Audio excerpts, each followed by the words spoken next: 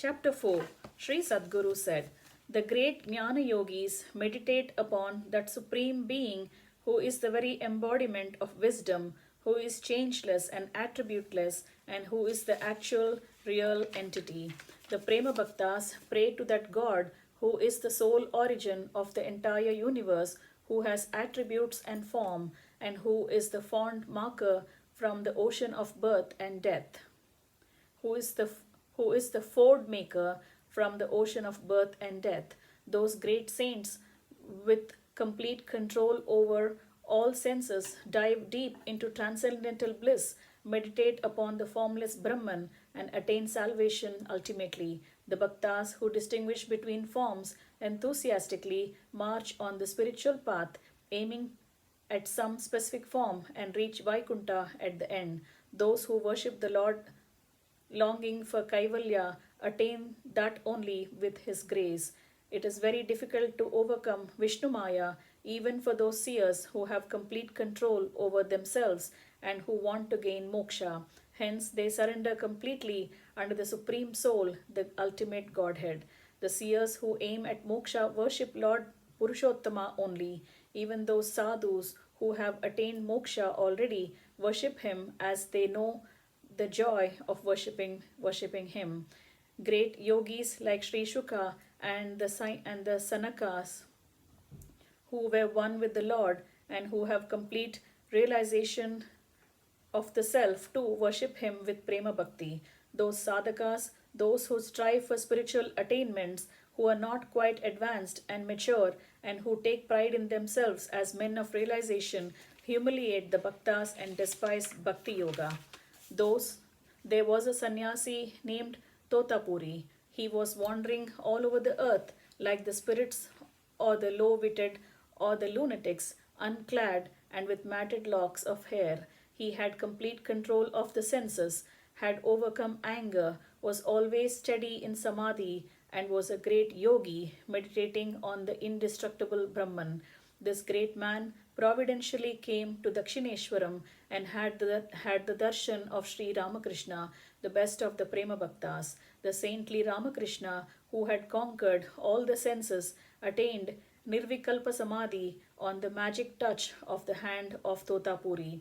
Totapuri, the greatest of the Siddhas, was surprised to see Ramakrishna entering Samadhi without much efforts. The great saint developed a close attachment to the universal preceptor Sri Ramakrishna, considering him to be his disciple, and stayed with him. Ramakrishna became very happy to have him as his guru and offered puja to him daily on the banks of the holy Ganga. Once Ramakrishna was overwhelmed with prema bhakti, and out of uncontrollable joy he started dancing on the banks of Ganga. Looking at Ramakrishna, so excited with his hairs standing on the end, Totapuri made fun of him.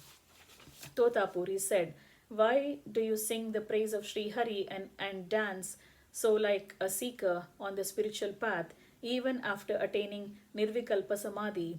Only the foolish take pleasure in clapping hands like this. What joy do we yogis derive from clapping the hands?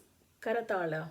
The Paramahamsa said, alas, with all your desire to reach Kaivalya, you are mocking at Hari Kirtan, which was held in great esteem even by the saint Shukha.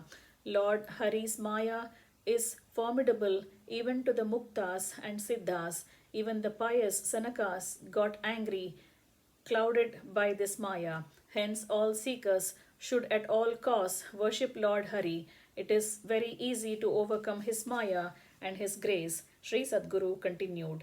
Even after listening to Ramakrishna explain all these, Totapuri, the greatest of the yogis, did not agree with him.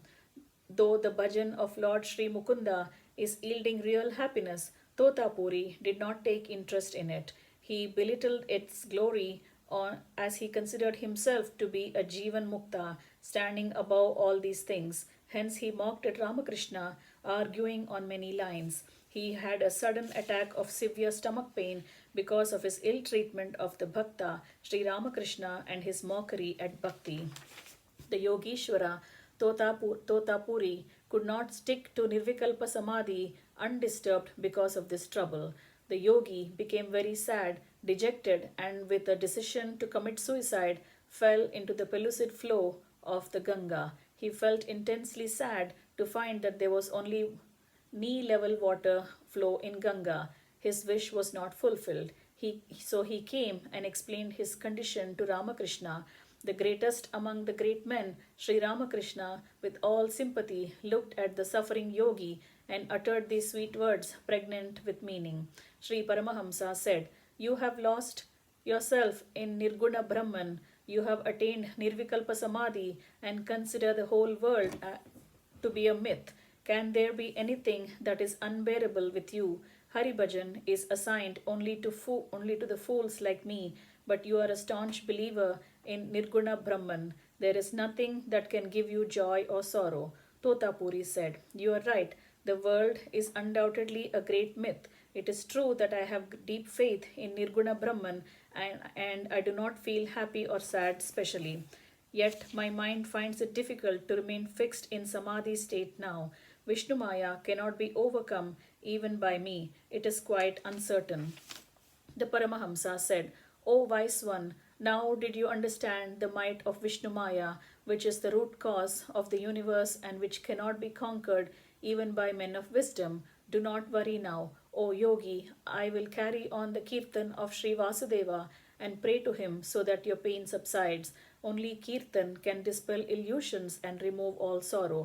Sri Sadguru continued. Having stated thus, Sri Ramakrishna Bhagavan did the bhajan of Sri Hari in all exuberance. Totapuri, who listened to that, was rid of his stomach ache at once. Realizing the glory of devotion to Sri Bhagavan, Totapuri also joined Sri Ramakrishna in Hari Bhajan with all joy. Thus, the Mahayogi Sri Ramakrishna exhibited the glory and grandeur of Hari Bhajan effortlessly through the Leela for the sake of Totapuri, who was his close companion. Thus ends chapter 4, entitled Sri Ramakrishna Charitam 3 of Book 10 of Sri Vaishnava Samhita, composed by Shri Krishna Premi Swamigal.